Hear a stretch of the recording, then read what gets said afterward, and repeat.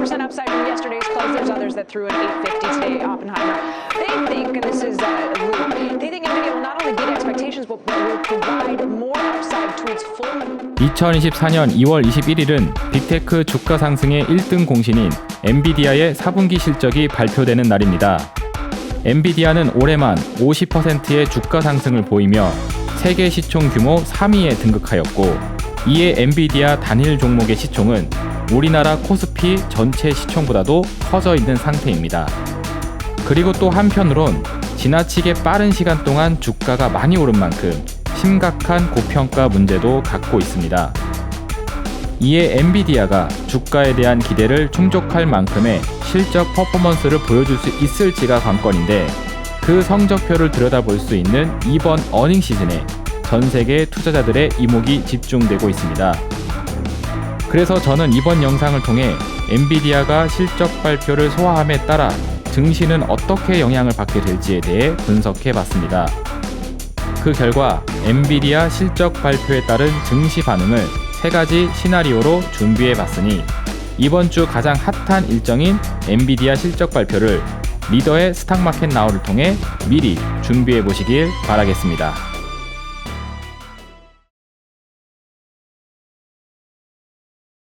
자, 반갑습니다. 리더 스탁 정예준입니다. 이번 주 스탁마켓 나우 시간에는 엔비디아 실적 발표 이야기를 해보도록 하겠습니다.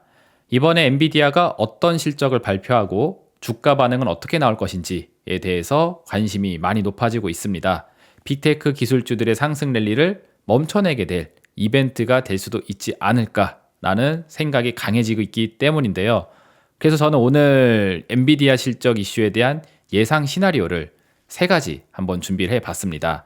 자, 오늘 방송 목차 보시게 되면은 엔비디아 실적에 대해서 기본적인 전제를 어떻게 갖고 있는지에 대한 부분 먼저 설명해 드리면서, 그 다음에 아래에 보시는 3가지 시나리오별 상황을 준비해 봤어요. 엔비디아 실적이 발표되면서 주가가 급등하게 될 시나리오, 그리고 실적 발표와 함께 주가가 급락할 수 있는 시나리오, 그리고 실적 발표와 함께 주가가 위아래로 변동성만 보일 뿐 결국 제자리로 다시 돌아오는 그런 시나리오 3가지를 준비해 봤고요. 이 각 상황별로 시황이 어떻게 바뀌게 될 것인지에 대한 부분 준비해 봤으니 오늘 영상도 끝까지 함께 하시길 바라도록 하겠습니다. 자, 오늘 방송의 첫 번째 시간은 엔비디아 실적의 기본적인 전제입니다. 결과론적인 이야기 또 먼저 해드리면은, 실적에 대한 결과는 사실 뻔합니다. 엔비디아 실적이 어떻게 나올지에 대해서는 사실 어느 정도 가이던스가 다 나와져 있고, 제가 생각하기로는 그 가이던스대로의 결과값이 나올 가능성이 굉장히 높다고 보고 있어요. 근데 여기서 중요한 거는 이 뻔한 실적에 대한 주가 반응은 사뭇 상황별로 달라질 수 있다는 거죠. 자, 여기에 대해서 구체적인 설명을 드리기 위해 다음 화면으로 넘어가 보도록 하겠습니다. 제가 일전에 M7 기업들의 어닝 리포트를 한 번씩 소개해 드리면서 빅테크 기술주의 실적 리뷰를 해드린 적이 있었습니다. 물론 해당 내용은 멤버십 전용 라이브 방송을 통해서 제시드렸던 내용입니다. 자, 본 영상 내용을 간략하게 요약을 해드리면은, 인텔하고 AMD라는 회사는 어닝 쇼크가 일어나게 됐습니다. 고평가 논란이 굉장히 높아지게 되었었죠. EPS가 1달러가 채 되지가 않는 그런 실적 리포트를 내놓게 됐습니다. 그래서 우리가 AI 산업하면은 CPU가 중요하다라고 하면서 시스템 반도체 회사에 대한 기대감이 높았는데, 막상 뚜껑을 까보니 이 하드웨어적인 부분에 있어서는 실제로 매출이 일어나고 영업이익이 일어난 부분이 없다라는 게 확인이 됐어요. 미래에 대한 투자만 엄청나게 해놓고 이에 대한 성과는 아직 받아내지 못하고 있는 상태. 그래서 비용은 많이 올라갔는데 이유는 창출되지 못한 상황에서 4분기 어닝 쇼크를 크게 터뜨리게 됐습니다. 그래서 실제로 주가도 한번 떨어지긴 했어요. 근데 급락을 한다든지 막 미친 듯이 떨어진다든지 하진 않았습니다. 왜 그러냐면은 인텔, AMD 이런 회사를 제외한 다른 빅테크 M7 기업들이 잘났다고 하면서 주가가 크게 상승해졌기 때문에 덩달아 같이 주가가 뛰어 올라가다 보니까 이 어닝 쇼크에 대한 충격을 회피할 수가 있었다라는 겁니다. 실제로 밑에 알파벳, IBM, 아마존, 메타 플랫폼스 이런 회사들 실적 같은 경우에는 그저 그렇게 나왔어요. 공통점이 뭐냐면은 AI 사업 부분이라고 해서 신설된 부분, 이쪽 부서에서는 이익이 잘 난다고 합니다. 계속 성장을 하고 있대요. 지난 분기 대비 매출액, 영업이익, 성과 이게 다 올라갔다고 하는데 그 부서를 제외한, 그 사업 부분을 제외한 나머지 파트 같은 경우에는 장사가 되지가 않습니다. 비용은 올라갔는데 수요는 떨어지는 불황경기를 맞이하고 있기 때문에 실적 퍼포먼스가 따라붙지 못하고 있어요. 그래서 정리를 하면은 불황경기에 의해서 감소되는 실적을 AI 사업 부분에서 메꿔내면서 결과적으로는 소소한 성과를 내고 있지 막 숫자 값이 엄청 뛰어 올라가는 그런 데이터는 아닙니다. 자, 다시 정리해드리면은 전체 실적은 소소한 가운데 AI 사업 부분이다 라고 신설해 놓은 부서에 대한 매출, 영업이익 성과만 개선되고 있는 상태라는 거죠. 물론 이 부분이 다른 회사들 대비해서는 좋은 내용이긴 합니다. 왜냐하면 다른 회사들은 영업이익이 개선되고 매출이 개선되고 있는 그 사업 분야 자체가 아예 존재를 하지 않거든요. 그래서 어닝 쇼크를 터뜨리면서 주가가 박살이 나는 그런 종목들도 굉장히 많이 있습니다. 예전서부터 제가 많이 보여드렸죠. 러셀 2000에 해당되는 중소형주들 같은 경우에는 주가가 바닥을 기고 있다. 그래서 중소형주와 빅테크 대형주 간에 주가 이격이 계속 벌어지고 있는 상황.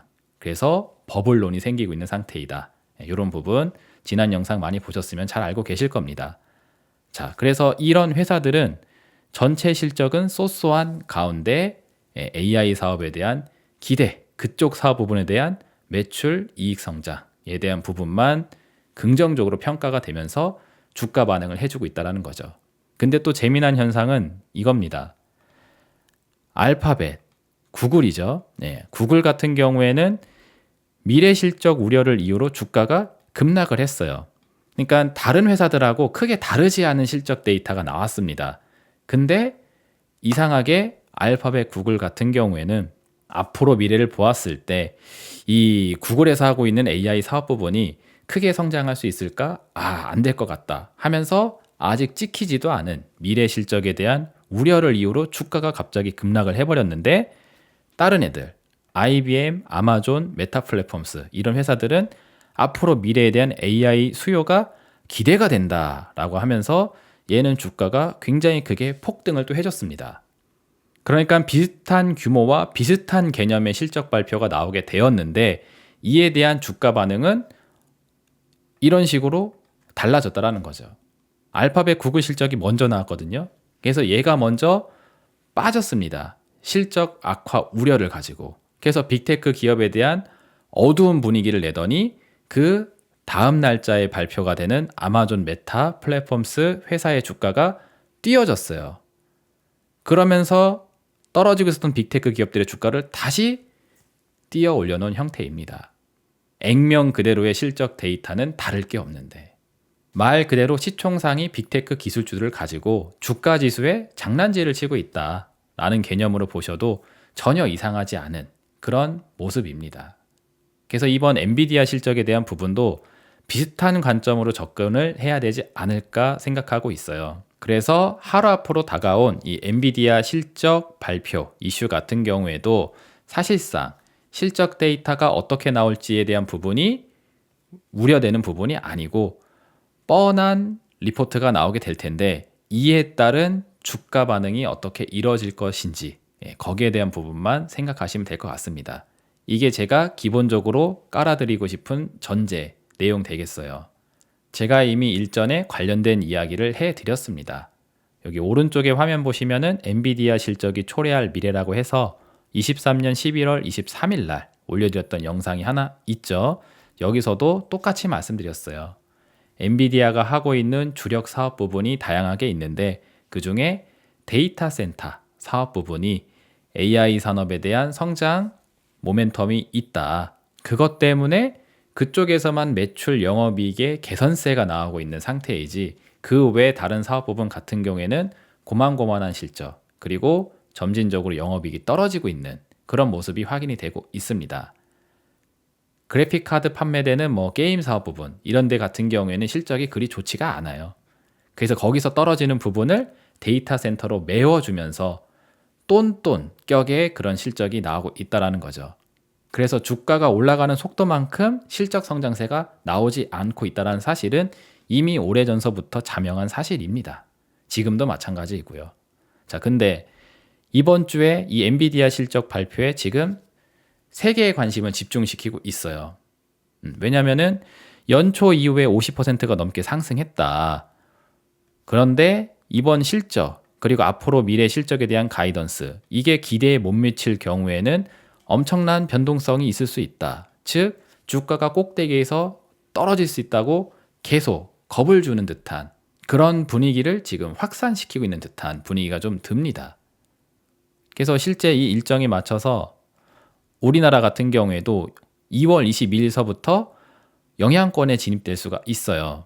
미국 현지 시간으로 21일 장마감한 다음에 엔비디아 실적이 발표가 될 예정입니다.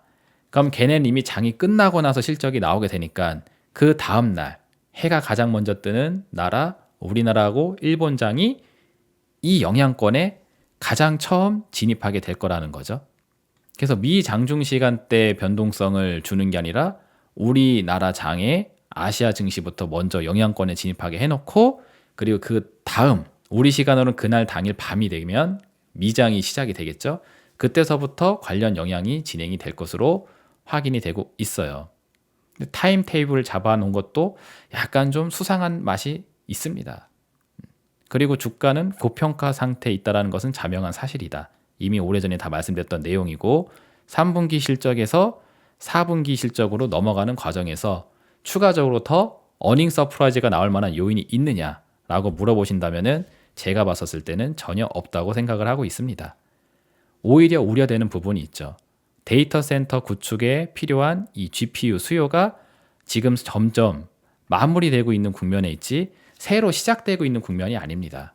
그러니까 무슨 얘기냐면은 전 세계 주요 기업들이 데이터 센터를 구축하기 위해 엔비디아의 GPU 칩이 필요하다고 해서 지금 이쪽의 매출과 뭐 영업이익이 성장하고 있다고 하는 건데 그 세계의 주요 기업들이 데이터 센터를 구축하는데 일단 1차적인 인프라를 완성을 해나가고 있다는 겁니다.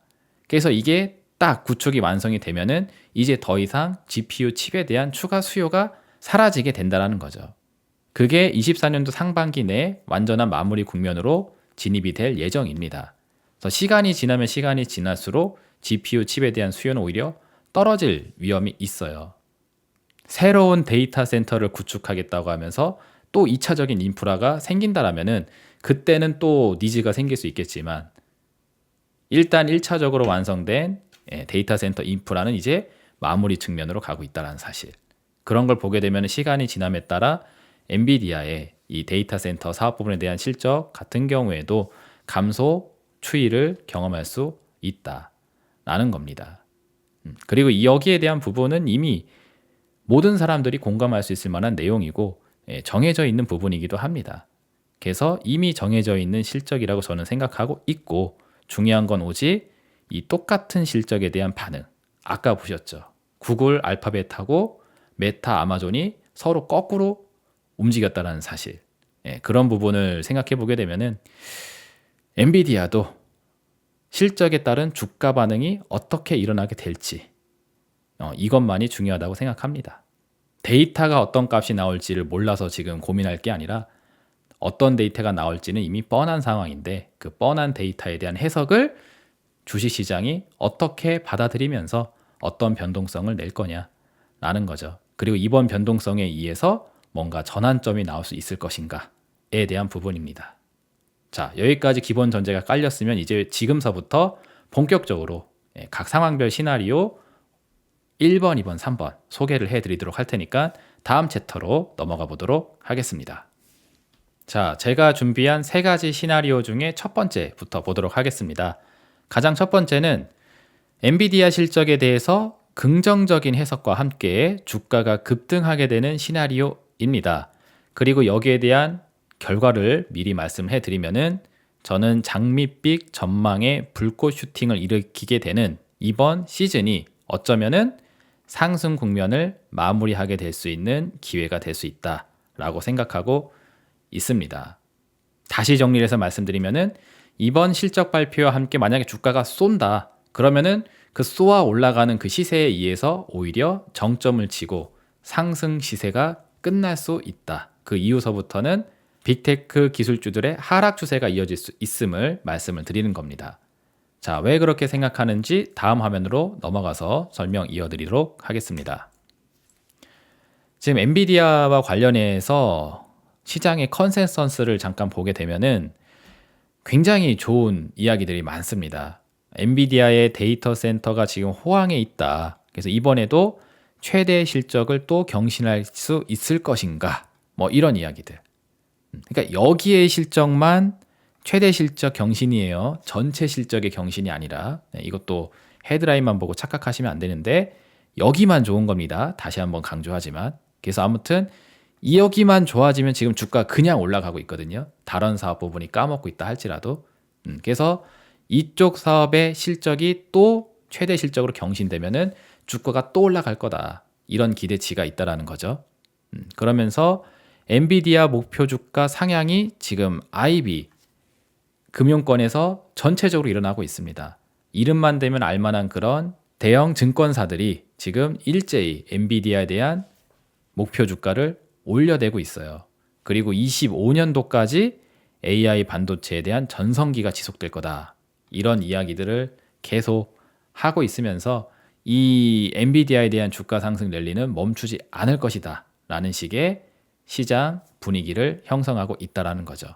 그래서 이 분위기에 힘입어서 실적이 나왔는데 아니나 다를까 최대 실적이 경신됐다고 한번 해보자고요. 그러면서 여기에 대한 해석이 좋은 실적이 나왔다라는 해석이 되면서 주가가 빵 뛰어 올라간다 라고 한번 상황을 대입해 보자라는 겁니다. 자, 그렇게 됐었을 때 사람들의 심리는 어떻게 바뀌느냐.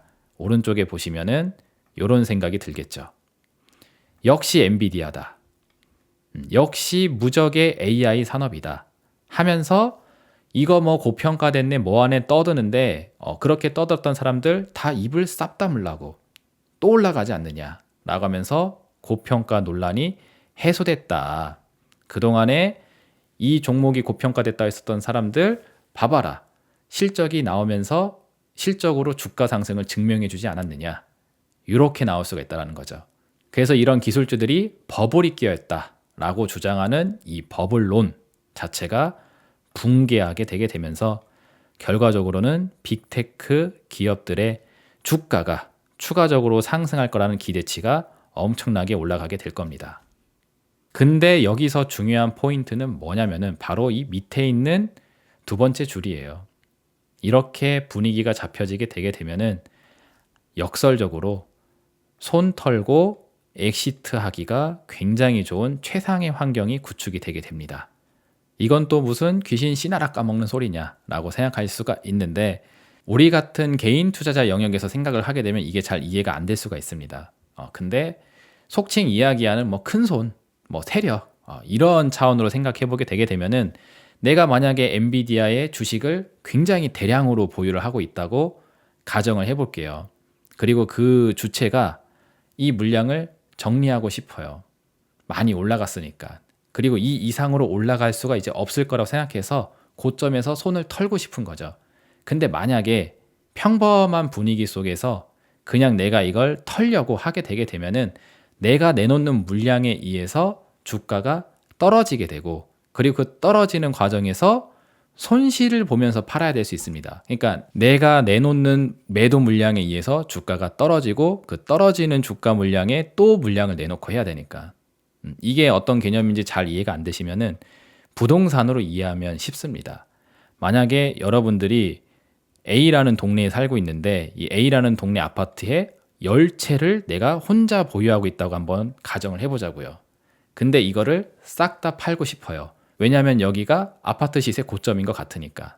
그래서 이 10개의 아파트를 공인중개사 통해서 하나씩 다 매물로 내놓는다고 한번 생각을 해볼게요. 그러면 이제 이 아파트 안에서 소문이 나기 시작을 할 겁니다. 우리 아파트 10채 갖고 있다고는 그 부자 아저씨 이번에 아파트 10채 다 내놨대. 심지어 그것도 시세보다 싸게 내놨대. 이런 얘기가 돌기 시작하게 되면은 그 아파트 주민들이 이거 뭔가 큰일 난 거 아니냐. 왜 나가지? 왜 엑시트하지? 앞으로 아파트 가격 더 떨어지는 거 아니야?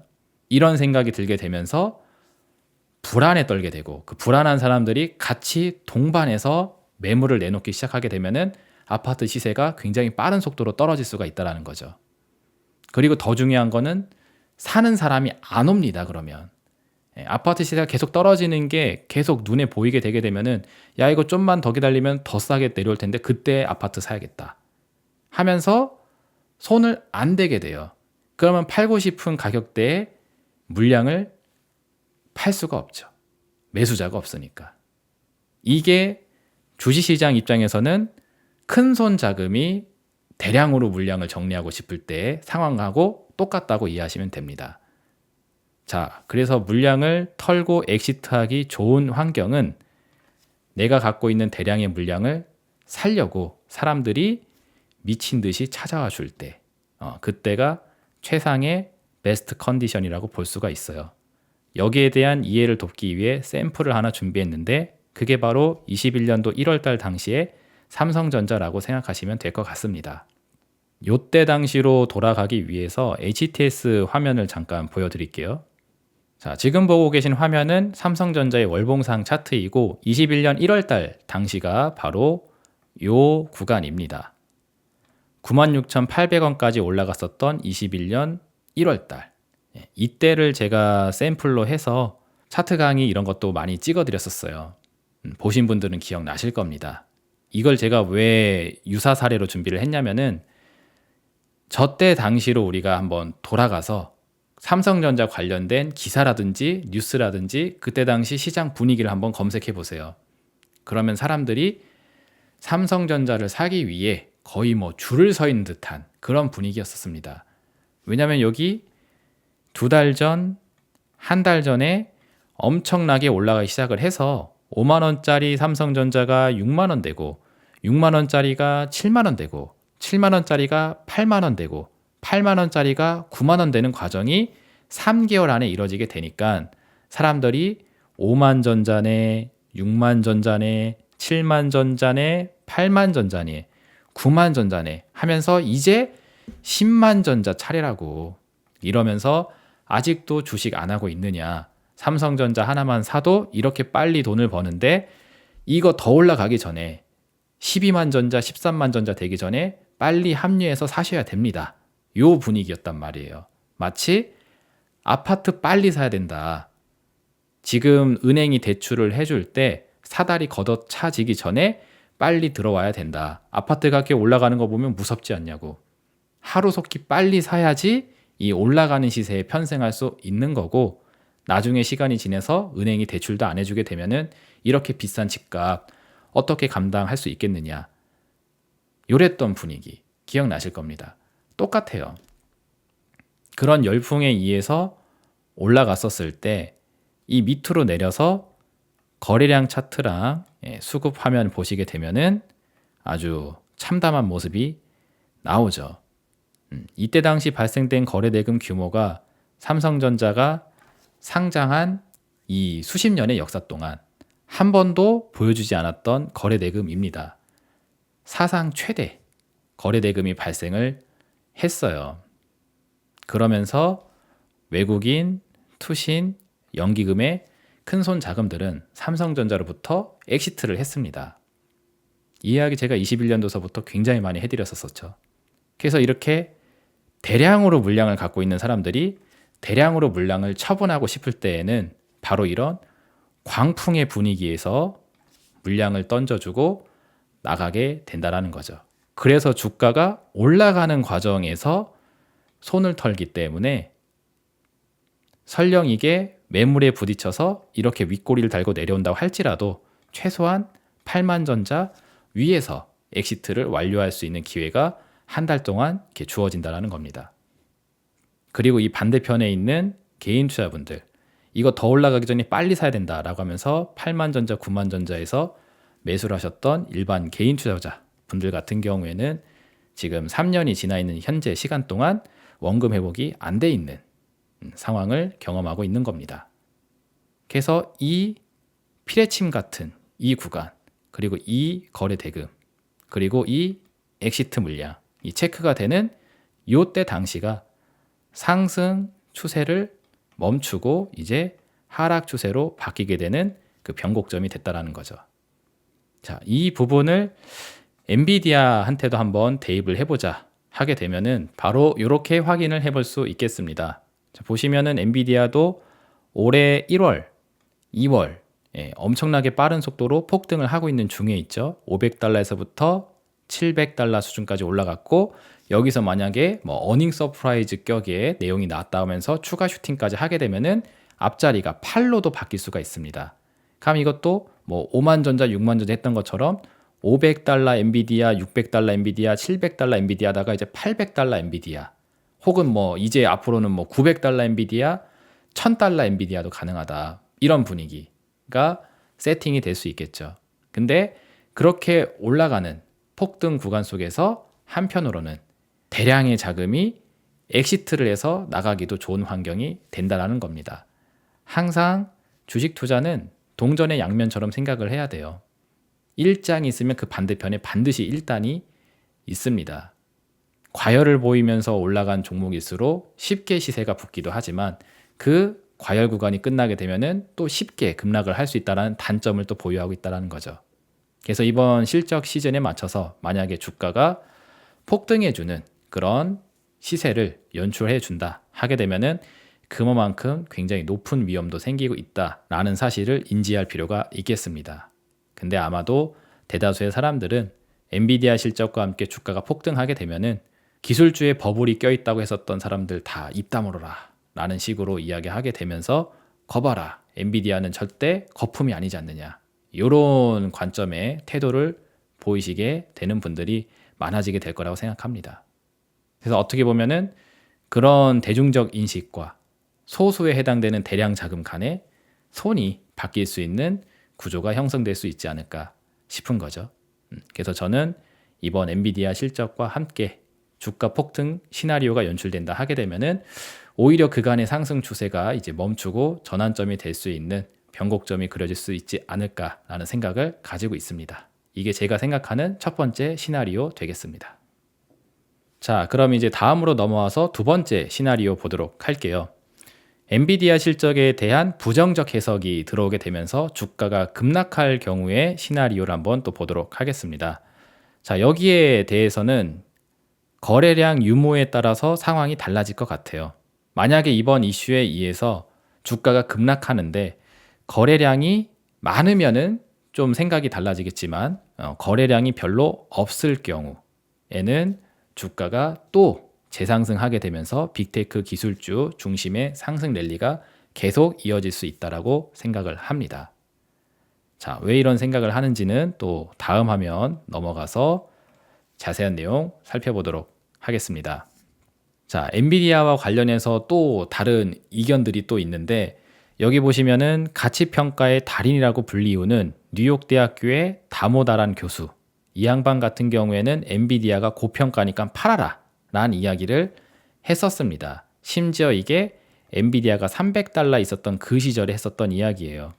작년에 했었던 이야기입니다. 이 기사 내용이 지금 내용이 아니라 작년 내용이라는 거죠.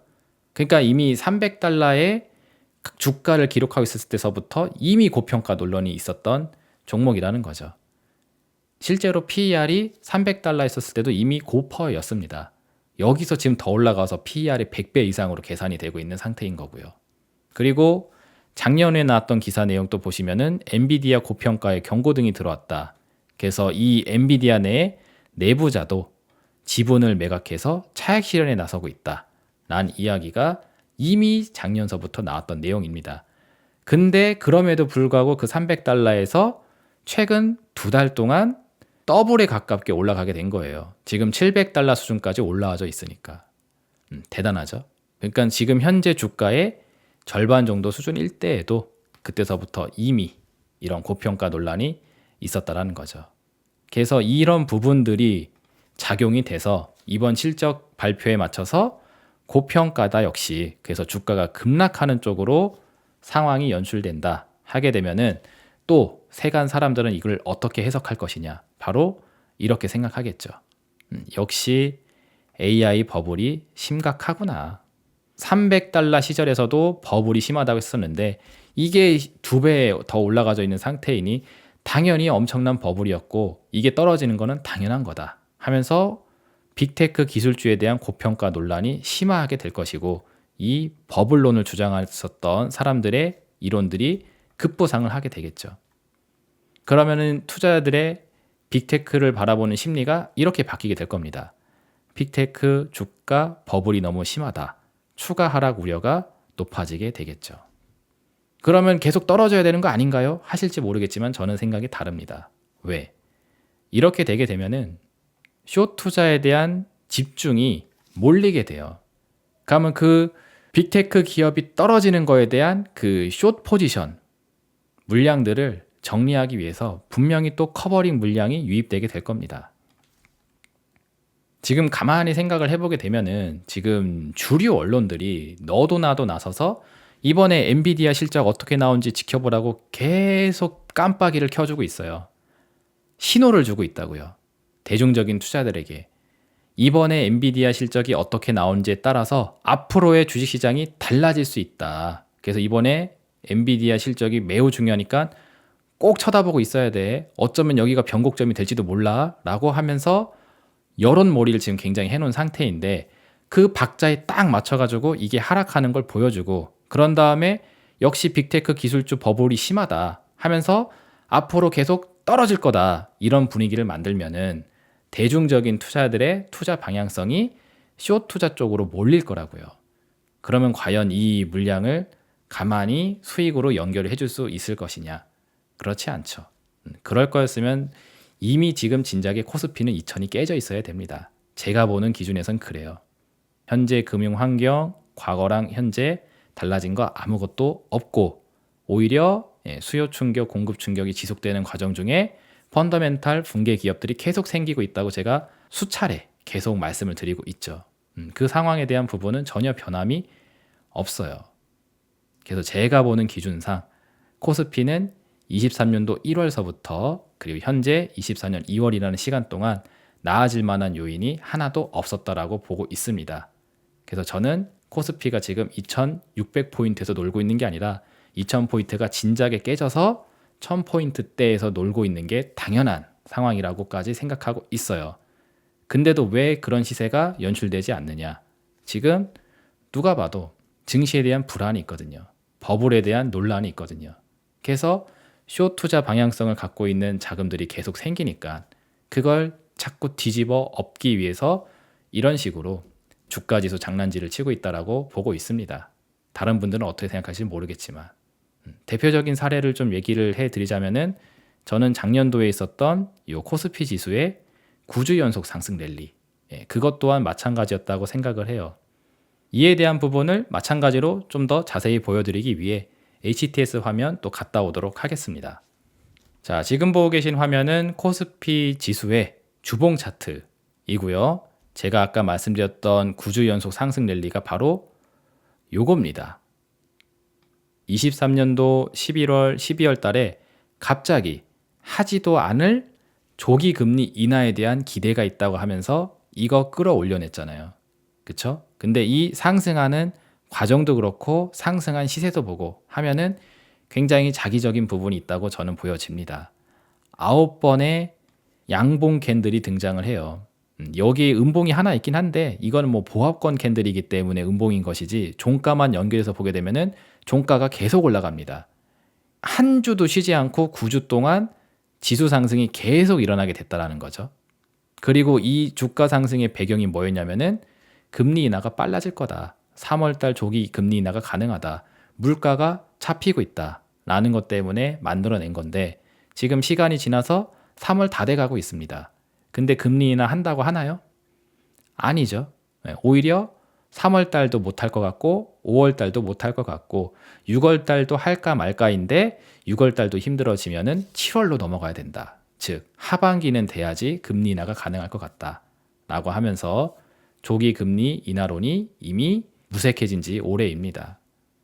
그래서 지금 하지도 않을 조기 금리 인하를 이때는 내일이라도 당장 할 것처럼 분위기를 잡으면서 이걸 땡겨냈는데, 가만히 보시면 이 전에 지수 차트가 어떻게 움직였는지를 한번 보시면은 이렇게 음봉 캔들이 연속적으로 들어오게 되게 되면서 지금 주봉 차트의 일목균형표를 설정해 놨거든요.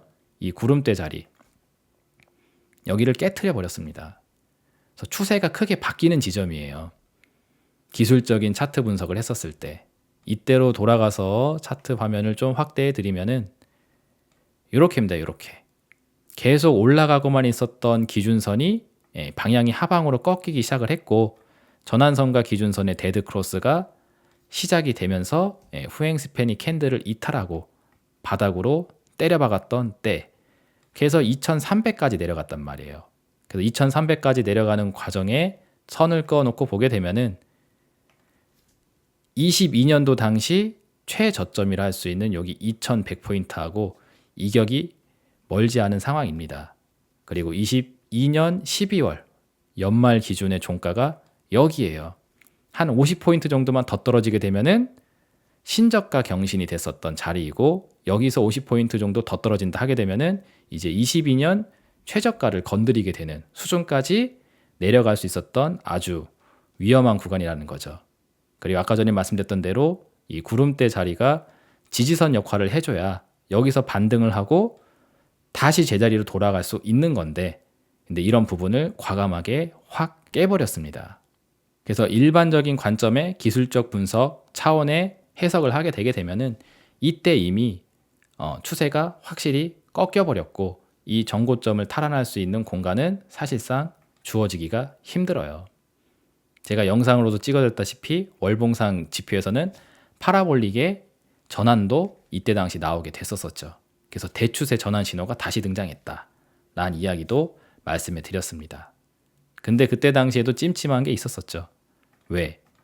시선을 내려서 흐름을 보게 되면은 이때 당시 또 거래가 없어요. 왜냐하면 여기 10월달 추석 연휴였었거든요. 추석 연휴에서 거래일이 비어있는 시간을 이용해서 느닷없이 이걸 또 확 끌어내려 버렸습니다. 그래서 약간 좀 신뢰가 되지 않는 지수 하락이니까 11월 달에 후속 시세가 어떻게 진행되는지를 확인을 해보고 나서 판단하는 게 좋을 것 같다라고 하면서 제가 영상의 결론을 내드렸었죠.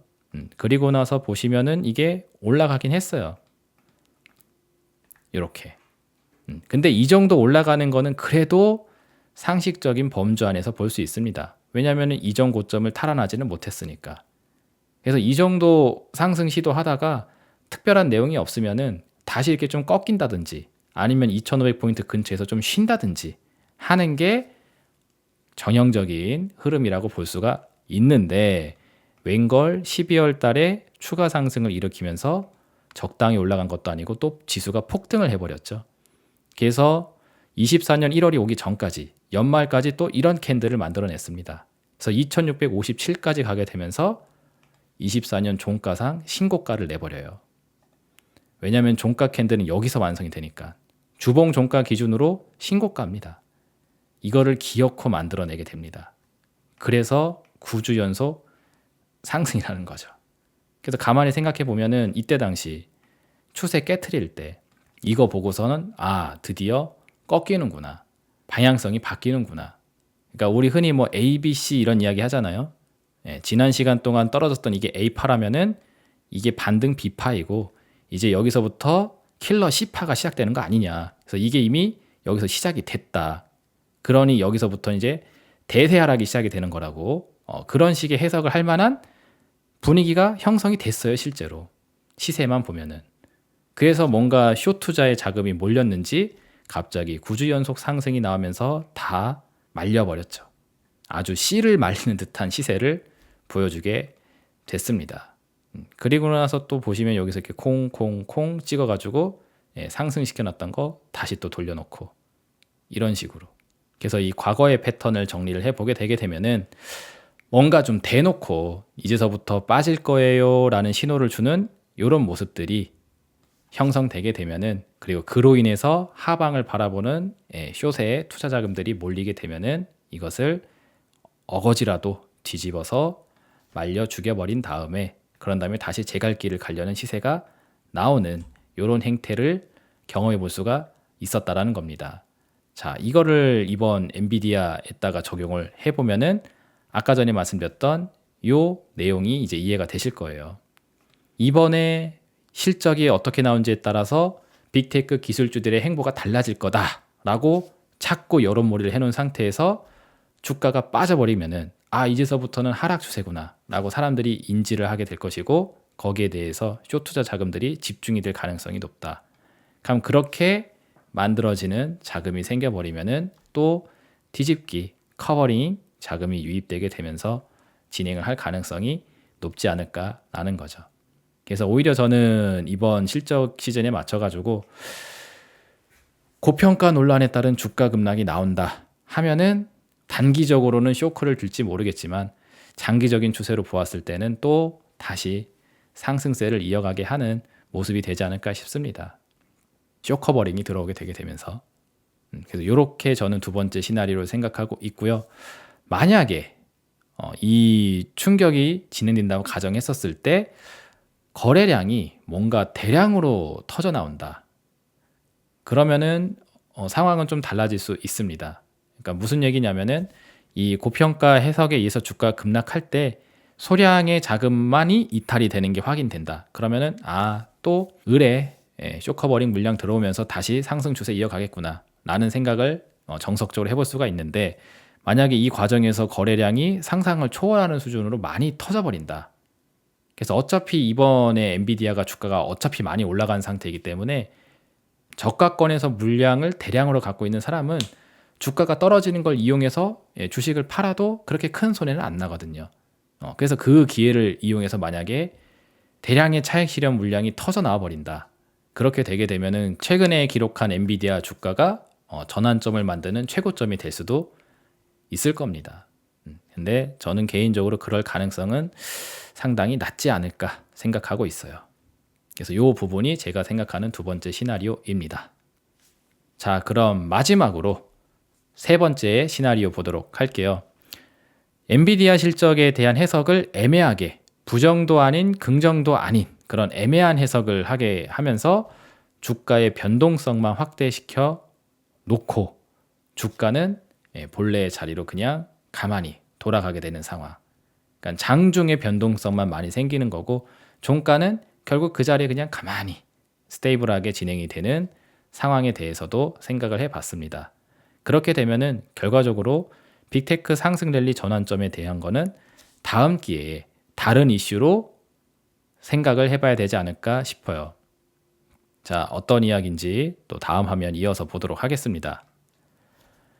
공교롭게도 이번 엔비디아 실적 일정과 맞물려서 FOMC 의사록 발표 일정도 겹쳐져 있습니다.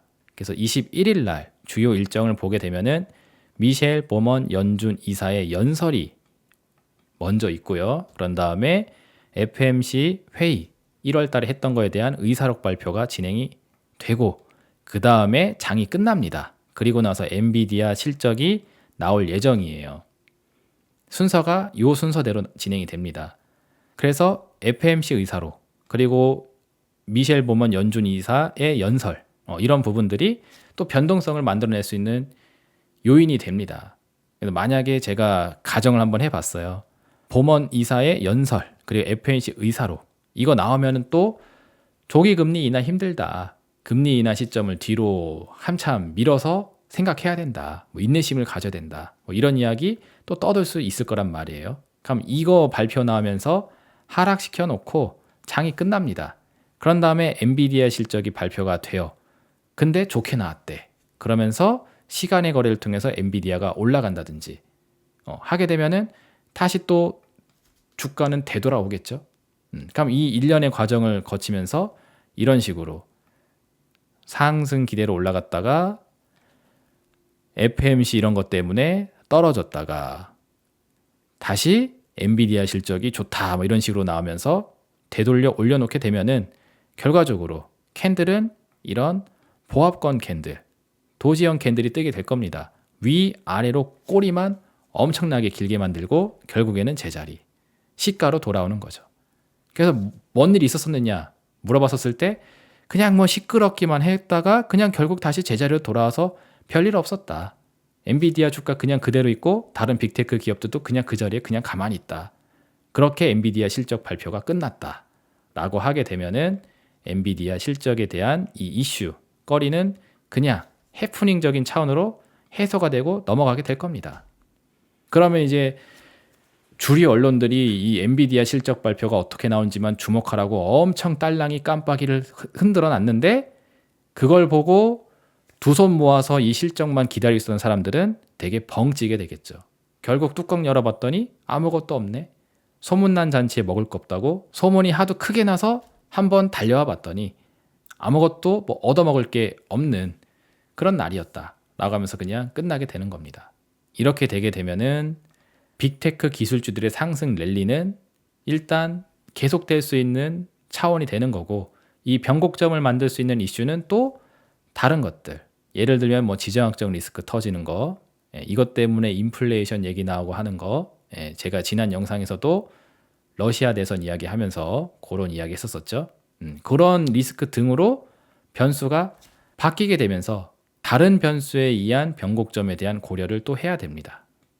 몇 주 전에 있었던 FOMC 회의 역시 똑같았었어요. 기억하시나요? 제가 슈퍼위크라고 이야기했었던 그 영상 보시면은 FOMC 일정 앞뒤로 빅테크 기업 5개 실적 발표 일정이 맞물려 있었습니다. 그래서 그때 맞춰가지고 실적이 안 좋네 해서 떨어뜨리고 FOMC로 떨어뜨리고 그러다가 뭐 메타 플랫폼에서 실적으로 끌어올리고 아마존을 끌어올리고 해서 결국 제자리. 그래서 아무 일이 없었다는 듯이 또 기존의 추세 이어서 계속 가는 현상. 이런 것들이 몇 주 전에도 있었었죠. 그래서 개인적으로 저는 그때 당시가 굉장히 실망스러웠습니다.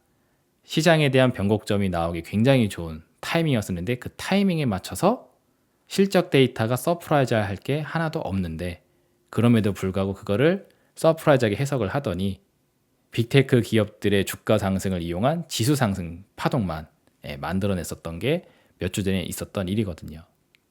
그래서 자꾸 주류 언론이 딸랑이를 흔들고 깜빡이를 켜면서 주목을 하라고 하면 할수록 어떻게 보면은 소갈맹이가 오히려 없는 그런 이벤트가 될 가능성이 굉장히 높습니다.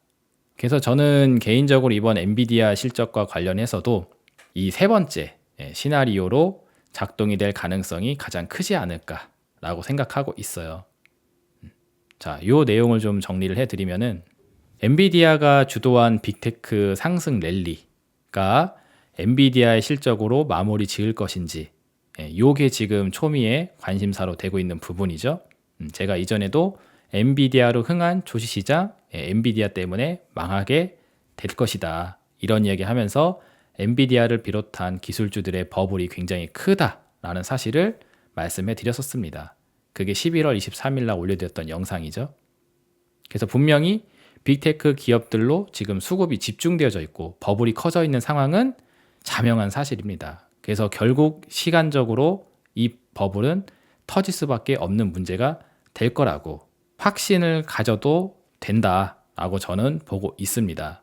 근데 중요한 거는 이 버블이 터질 수 있는 타이밍을 지금 대놓고 무슨 카운트다운 하듯이 5, 4, 3, 2, 1 땡 지금부터입니다 라는 식으로 하게 할 것인가를 생각해 봤었을 때 그렇지 않을 가능성이 높거든요. 그래서 저는 세 번째 시나리오로 소문난 잔치에 먹을 게 없는 그런 식의 시세를 만들어 놓지 않을까라고 생각을 하고 있습니다. 근데 또 모르죠. 저 같은 생각을 갖고 있는 사람에게 뒤통수를 때리는 어떤 변화가 나올 수도 있습니다. 그래서 일단 세 가지 시나리오를 가정해 놓고 각각의 상황이 나올 때마다 그에 따른 대응, 그에 따른 전망을 갖고 있으면 되는 거니까 일단 세 가지 이야기를 다 해드린 겁니다. 그리고 세 번째 시나리오가 유력하다고 생각하는 근본적인 이유가 있다면 바로 이 밑에 있는 내용이에요. 빅테크 기업의 주가 버블만으로 지수 하락 추세를 계속 이끌어 가기에는 하락 모멘텀이 저는 부족하다고 생각합니다.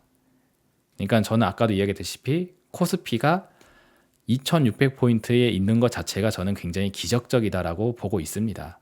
다른 분들은 어떻게 생각할지 모르겠지만 지금 시간이 1년 정도 지났기 때문에 코스피 2100포인트 그러니까 22년도 10월 달에 찍었던 그 저점 있죠. 예, 그게 깨질 거라는 생각을 아마 대다수의 투자분들이 안 하고 계실 거예요. 예, 저는 근데 그게 안 깨지고 있는 지금이 이상하다라고 보고 있는 사람입니다. 그래서 한참 갈 공간이 커요. 제 생각은 그래요. 여전히. 그래서 거기까지 끌고 내려가려고 하게 되면은 단순히 그냥 빅테크 기업들이 버블이 너무 많다, 고평가다, 나는 그런 평범한 잣대를 가지고 지수를 그 정도까지 끌어내리기에는 뭔가 임팩트가 없다라는 거죠. 왜냐하면 지금 우리가 생각해야 되는 거는 기술주의 버블이 심하게 껴있다라는 것보다는 모두가 외면하고 있는 경기 불황. 이게 훨씬 더 중요한 거거든요.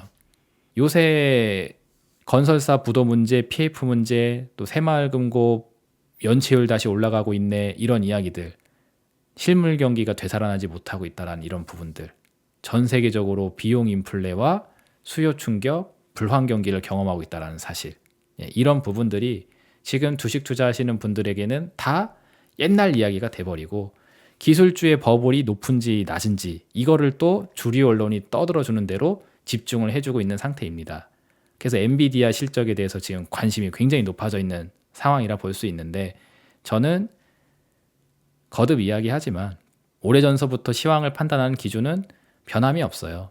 공급 충격으로 비용 인플레 유발하면서 이 인플레를 잡겠다고 긴축을 해대는 그 근원적인 상황 자체가 유지되는 한 불황을 피하기가 어려운 상황이 된다라고 보고 있고, 그 불황 쇼크에 의해서 발생될 수 있는 증시 충격이 제가 생각하는 궁극적인 결론이지, 그냥 버블이 많이 껴있으니까 이 버블을 좀 빼야 된다 라고 하면서 그냥 좀 주가 내려오는 거, 이런 차원으로 뭔가 상황이 해소된다 라고 보고 있지 않습니다.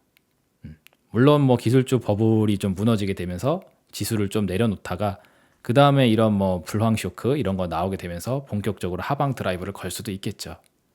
그래서 시작은 얘가 뭐 만들어줄 수도 있습니다.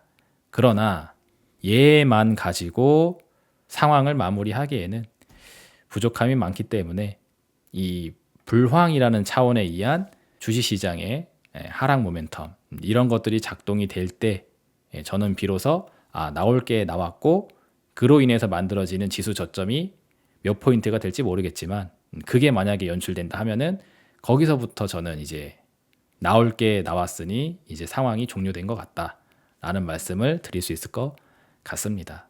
그래서 결과적으로 엔비디아 실적 관련된 이벤트 같은 경우에는 생각보다 중요하지 않을 이벤트가 될 것이라고 생각하고 있고, 그저 각각의 상황에 맞는 시나리오를 미리 전망해 놓고 그에 따른 결과가 나오면은 거기에 맞춰서 그냥 움직이기만 하면 될 것 같습니다.